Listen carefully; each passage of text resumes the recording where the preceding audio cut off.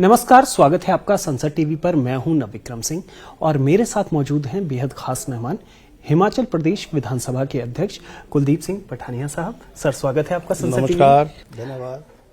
Sir, all India presiding officer conference के समापन के बाद किस तरीके के इसके जो उपलब्धियां हैं उसे देखते हैं और किस तरीके का विचार मंथन हुआ?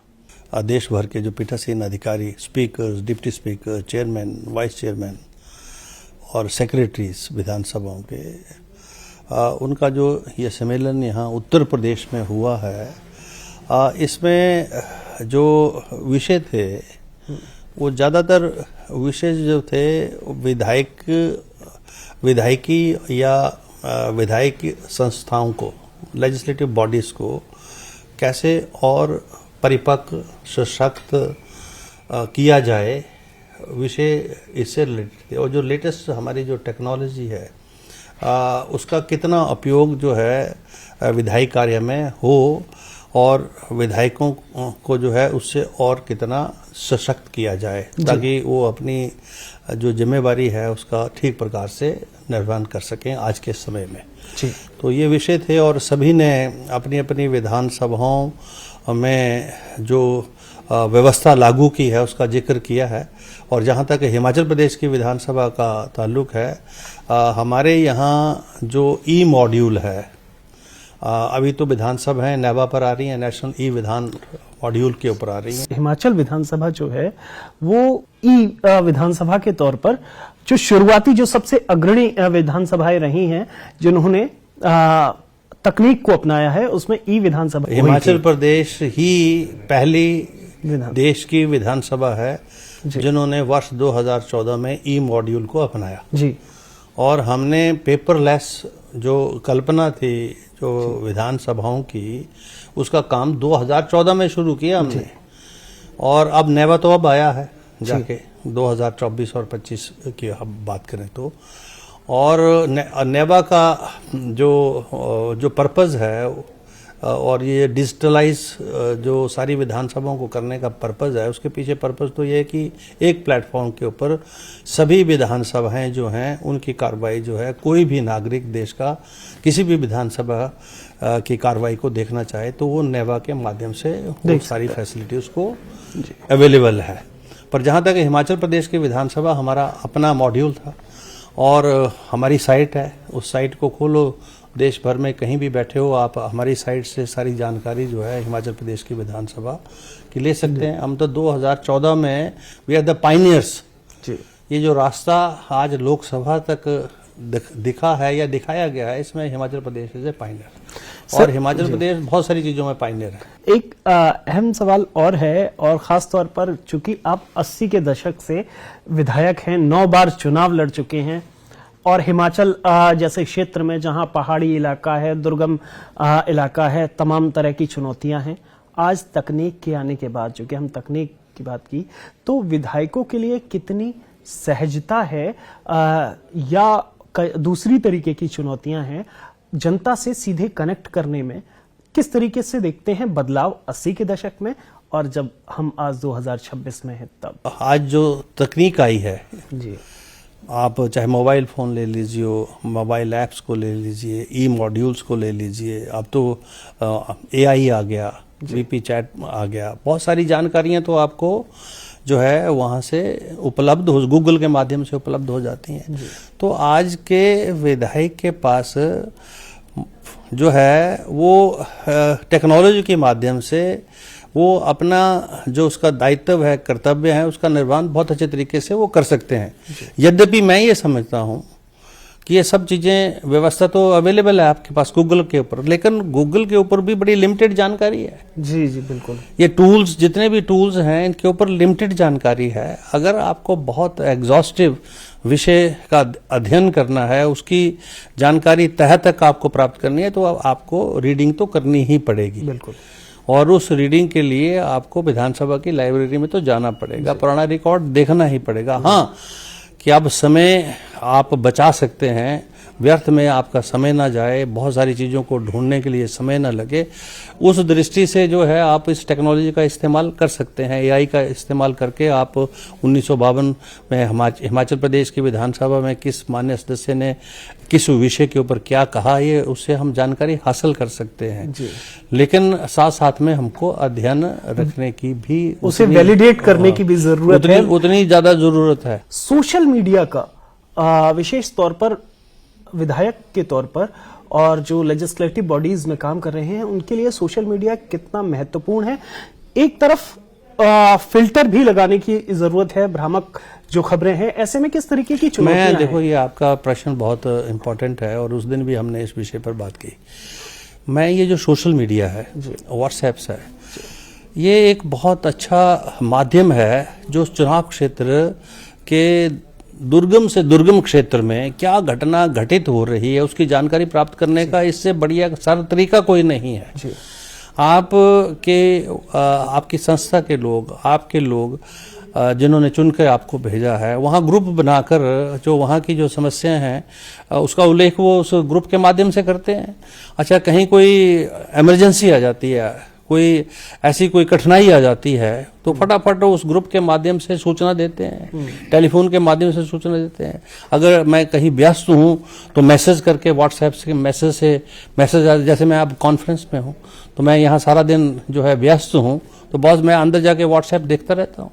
और कभी कोई हॉस्पिटल में किसी व्यक्ति को एडमिट होना है, कोई जो है किसी को जो उपचार होना है, तो सारी जानकारियां इस सोशल मीडिया व्हाट्सएप के माध्यम से हमको मिलती हैं। मैं ये समझता हूँ ये बहुत ही आवश्यक है, जरूरी है। हाँ, जहां इसका मिसयूज, दुरुपयोग हो रहा है, कानून है जी। आपके पास अधिकार क्षेत्र है, मैं एज ए अध्यक्ष मेरे पास अपना अधिकार क्षेत्र है। अगर कोई भी जानकारी व्हाट्सएप के माध्यम से या सोशल मीडिया के माध्यम से, फेसबुक चैनल्स के माध्यम से, कोई भी चैनल अगर जो है तथ्यों की पुष्टि ना करते हुए कुछ उस खबर का संचालन करता है तो मेरे पास अधिकार क्षेत्र है।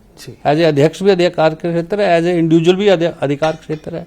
और आज जो नई जो भारतीय दंड संहिता है, न्याय संहिता है, उसमें प्रावधान है कोई भी चैनल जो है वो आपको पूछे बिना, जांचे बिना तथ्यों का प्रसारण करता है, जो मतलब उसका स्पष्टीकरण आपसे नहीं लेता है तो वो उसको साबित करने पड़ेंगे सारे तथ्य। बिल्कुल, निश्चित तौर पर भ्रामक, और that is a criminal offence now. निश्चित तौर पर भ्रामक खबरों पर लगाम लगने के पर लिए हाँ, ये जरूरी है। अभी ये साइबर क्राइम को और ज्यादा सशक्त और पुख्ता करने की जरूरत है। जहां तक लोग सजग हैं, जैसे मेरे जैसा व्यक्ति है जिसको कानून का इल्म है, नियम का इल्म है, मुझे अपने विशेषाधिकारों का इल्म है, तो मैं तो उसका प्रयोग करता हूँ। लेकिन जहाँ जो है एक व्यक्ति को, जो साधारण व्यक्ति है या राजनीति में पूरी तरह से परिपक्व नहीं है, तो उस दृष्टि से जो है ये जो सोशल मीडिया के अंदर जो इसकी नेगेटिविटी है, इसको भी सुधार करने की जरूरत है। कानून की जानकारियों का फायदा, संविधान से जुड़े जो प्रावधान है उसकी जानकारी का फायदा विधानसभा के कामकाज में आपको कितना मिला? बहुत ज्यादा। मैं ये समझता हूँ सोशल मीडिया आज आपके डे टू डे वर्किंग के लिए एक बहुत बड़ा फैसिलिटेशन है, बहुत बड़ा सहायक है आपका। और जैसे हमारे क्षेत्र है, दुर्गम क्षेत्र है, जहाँ दुर्गम गांव में रोज आना जाना संभव है, महीने के बाद, 2 महीने, 3 महीने के बाद उन गांव में जो है कहीं संपर्क होता है। लेकिन सोशल मीडिया के माध्यम से जो है आप जो वहाँ की सारी व्यवस्था जो है वो देख सकते हैं, वहाँ के सारी जो जानकारी है वो प्राप्त कर सकते हैं। तो ये टूल एक बहुत बढ़िया टूल है। और मैं ये समझता हूँ जितने भी ये टूल आज के टेक्नोलॉजी में जैसे जैसे हम आगे बढ़े हैं, डिजिटलाइजेशन की तरफ आगे बढ़े हैं, ये हमारे लिए सहयोगी हैं जी। लेकिन हमको इसके ऊपर डिपेंडेंट नहीं होना है जब तक इसकी एक्यूरेसी पूरी नहीं आती। आप पक्ष में भी रहे, आप विपक्ष में भी रहे, 2 बार निर्दलीय भी रहे, क्या चुनौतियां होती हैं और सबसे ज्यादा चुनौतीपूर्ण किस स्थिति में होता है, पक्ष में, विपक्ष में या निर्दलीय के तौर पर, और कितने अवसर मिल सकते हैं? मैं समझता हूँ वो बड़े सौभाग्यशाली हैं जो लगातार चुनाव जीत पाते हैं। मुझे ऐसा लगता है जैसे उन चुनाव क्षेत्रों के अंदर या तो जो एक स्ट्रांग ऑपोजिशन होती है, या तो उन चुनाव क्षेत्रों में है नहीं, या हमारे जो वो प्रतिनिधि हैं उन्होंने अपने ऑपोजिशन को इस तरीके से मैनेज कर लिया है कि वो विरोध कर नहीं पाते। और जहाँ जहाँ तक हमारा चुनाव क्षेत्र है वो बहुत ही जो है वहाँ के लोग बड़े स्ट्रांग जो है उनकी फीलिंग्स हैं, विचार हैं, और इसलिए हमको उनके हर विचार के साथ लड़कर आगे आना पड़ता है। तो मैं सोचता हूँ ये अपने आप में एक बहुत ही नोवेल NOVEL एक एक्सपीरियंस है कि हमको जो है हमारे जो क्रिटिक्स हैं वो तो जितना ज्यादा क्रिटिसिज्म करेंगे तो हमको उससे फायदा ही होता है। अपनी जो वर्किंग है उसको इम्प्रूव करने का हमको मौका मिलता है। और जब इन परिस्थितियों से आप चुनाव जीतकर बाहर आते हैं तो आपका कॉन्फिडेंस लेवल जो है बहुत ज़्यादा होता है, क्योंकि आप जो है अलग अलग तरह की परिस्थितियों में जो है अपने आप को जो है वहाँ उन परिस्थितियों से भिड़कर उन परिस्थितियों का सामना कर कर आप आगे निकलते हैं। तो एक और जो है एक एक्सपीरियंस की दृष्टि से भी आपके पास एक जो है एक अलग प्रकार का एक्सपीरियंस होता है। हिमाचल प्रदेश का अपना अगर हम बात करें तो बड़ा ही गौरवशाली इतिहास रहा है। अगर विधायी कामकाज के लिहाज से देखें, ऑल इंडिया प्रिसाइडिंग कॉन्फ्रेंस जो पहली हुई 1921 में संभवतः, वो हिमाचल प्रदेश में, आज के हिमाचल प्रदेश में हुई। अपनी विरासत को और नवाचार को दोनों के बीच में संतुलन बनाने के लिए आपकी क्या कोशिश है, और विरासत को सहेजने की, जनता तक पहुंचाने की, उसके लिए क्या प्रयास कर रहे हैं? हिमाचल प्रदेश असेंबली जहाँ लगती है, काउंसिल चैम्बर जिसको बोला जाता है, वो हमारी जो समर कैपिटल भी रही है सेंट्रल लेजिस्लेटिव असेंबली की। क्योंकि दिल्ली की जो असेंबली है वहाँ पर सेंट्रल लेजिस्लेटिव असेंबली लगती थी आज़ादी से पहले। और आज़ादी से पहले जो समर कैपिटल था वो शिमला था, और शिमला का जो ये काउंसिल चैम्बर है 1920 में बनना शुरू हुआ, 1925 में बन के तैयार हुआ। लेकिन 1921 का जो ये प्रिजाइडिंग ऑफिसर का पहला सम्मेलन है उसका आयोजन शिमला में हुआ। और उस समय क्योंकि जो गवर्नमेंट थी वो तो जो थी वो ब्रिटिश इंडिया गवर्नमेंट थी, उसमें ब्रिटिशर्स भी होते थे और इंडियन नॉमिनी थे। 145 का हाउस था जिसमें 104 जो है इलेक्ट होके आते थे और 41 जो थे वो नॉमिनेट होके आते थे। और फेडरिक वाइट जो स्पीकर उस समय थे, फेडरिक वाइट ब्रिटिशर्स थे, जिनकी अध्यक्षता में ये पहला सम्मेलन शिमला में वाइसराय लॉज में हुआ। शिमला वाइसराय लॉज जो था वहाँ होता था। विधानसभा भी तब, जब तक विधानसभा का वर्तमान जो परिसर है ये बन के तैयार नहीं हुआ तब तक ये वहीं लगती थी, ये वहीं लगती थी। और ये पहला है। और हिमाचल प्रदेश की विधानसभा में चर्चा जो है वो अपने आप में ऐतिहासिक होती है, संवाद बहुत होता है जी। और पक्ष में विपक्ष में लोग अपने विचारों की अभिव्यक्ति करते हुए जो विषय उठाए जाएं जो है उनके ऊपर उनका नजरिया दृष्टिकोण देते हैं। चर्चा बहुत होती है। 86वीं जो all India presiding officer conference हुई लखनऊ में, उसमें एक अहम विचार मंथन हुआ कि किस तरीके से विधानसभाओं के कामकाज के दिनों को और बढ़ाया जा सके, कार्यवाही को और बेहतर किया जा सके। इसको लेकर कॉन्फ्रेंस हुई। और हिमाचल विधानसभा का, जैसा कि आपने बताया भी था अपनी स्पीच के दौरान, कि 1962 में करीब 182 दिन विधानसभा चली।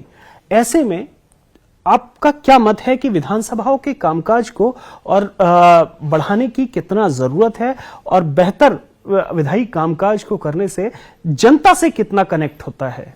मैं ये समझता हूँ कि जहाँ तक हिमाचल प्रदेश है, हमारा तो छोटा राज्य है, 68 मेंबर्स हैं अब। और ये जो 1972 का डिलिमिटेशन है उसमें भी 68 थे, 2006 और 7 का जो डिलिमिटेशन उसमें भी 68 रहे, सीटों का रोटेशन बदला थोड़ा सा जी। और मुझे लगता है आगे जब डिलिमिटेशन हुआ तब ये स्टैग्नेट, हमारी हिमाचल की पॉपुलेशन स्टैग्नेट कर गई है जी।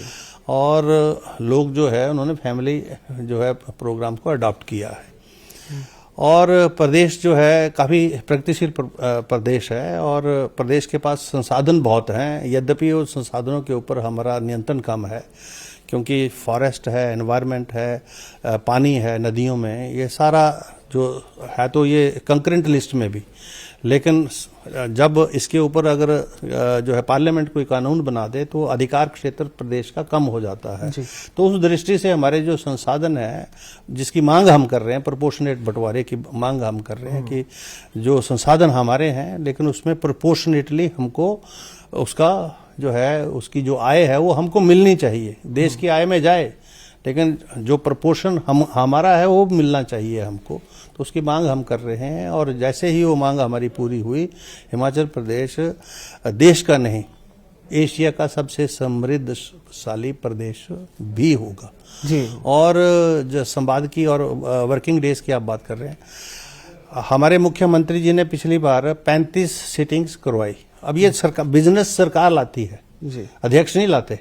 हम सब चाहते हैं कि चर्चा हो, लेकिन चर्चा तो करवाएगी सरकार जी। विषय तो वो लाएगी, या जो हमारा प्रतिपक्ष है वो विषय लाएगा और वो उन विषयों के ऊपर चर्चा करने के लिए असहमत है जी। तो वो जो है दोनों मिलके सत्ता पक्ष और विपक्ष जो है जब विषय लाएंगे तो अध्यक्ष का काम तो संचालन करना है करता है। और मैं समझता हूँ हिमाचल प्रदेश में हर छोटे से छोटे विषय के ऊपर बहुत गहन चर्चा होती है, विचार विमर्श होता है। सभी सामान्य सदस्यों का अपना अपना नजरिया दृष्टिकोण हम लेते हैं और फिर एंड में कॉन्सेंसस उस विषय के ऊपर हम एवॉल्व करते हैं। तो हमारा विधानसभा आज से नहीं पहले से ही चर्चा के लिए जानी जाती है, शालीनता के लिए जानी जाती है। बहुत कम प्रोटेस्ट होते हैं जी, बहुत कम ऐसी परिस्थितियां जो है सदन में पैदा। और प्रोडक्टिविटी हमारी आप सुन के हैरान हो जाएंगे, हम 132% भी हमने काम किया, यानी 100% अलॉटेड टाइम से ज्यादा काम विधानसभा करती है। मुझे नहीं समझ आई कि सारी रात काम करने का कोई फायदा नहीं है। आपका जो है सारी रात के जब फ्रेश माइंड चाहिए काम करने के लिए, और एक जो है 11 बजे से लेकर 5 बजे तक का समय निर्धारित है, एक्सटेंड कर लीजिए, 6 बजा दीजिए, 7 बजा दीजिए, 8 बजा दीजिए। आप जो है सेशन का ड्यूरेशन बढ़ा दीजिए, 4 दिन मिलने के बजाय आप 15 दिन मिलिए और जो है गहनता से उन विषयों के ऊपर विचार करिए।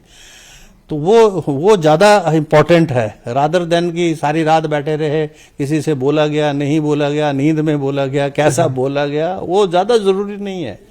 विधानसभा के अंदर चर्चा होनी चाहिए। और मैं ये समझता हूं जहां तक हिमाचल प्रदेश की विधानसभा का ताल्लुक है, हम मिनिमम 35 डेज का हमने रूल ही बना दिया है।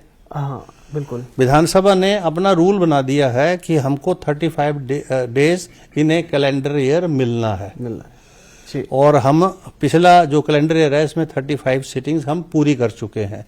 और इससे ज्यादा बिजनेस हो तो इससे ज्यादा भी मिल सकते हैं, कोई इसमें कोई आपत्ति नहीं है जी। तो वो विधानसभाओं को अपने नियमों के अंदर परिवर्तन कर कर जो भी वो अपने मुख्यमंत्री सरकारों के साथ बैठकर, क्योंकि सारे लोग ही माननीय सदस्य हैं, प्रतिपक्ष पक्ष मिलकर जो है मतलब विधानसभा के पास, विधानसभा के अध्यक्ष के पास अधिकार क्षेत्र है कि वो नियमों में परिवर्तन कर सकते हैं और हमने किए हैं और कर भी रहे हैं।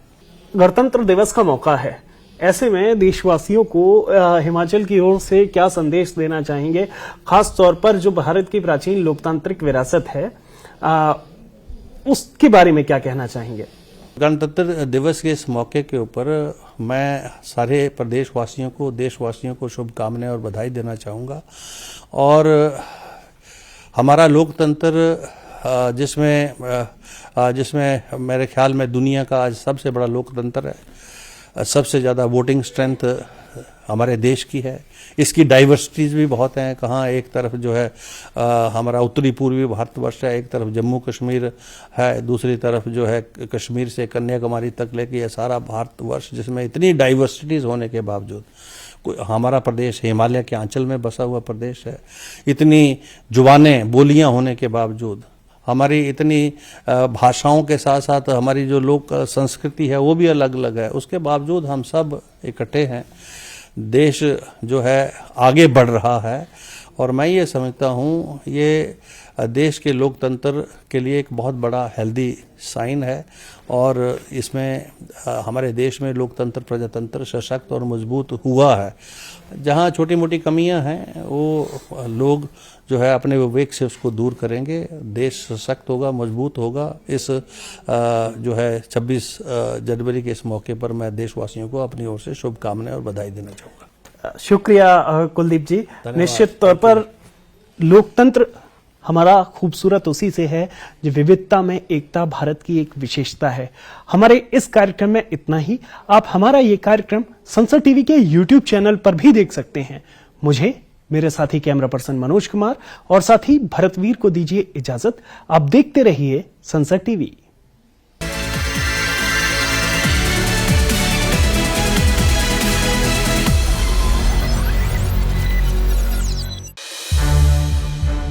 संसद टीवी के और भी प्रोग्राम्स देखने के लिए सब्सक्राइब करें हमारा YouTube चैनल और हाँ, इन्हें लाइक और शेयर करना ना भूलें।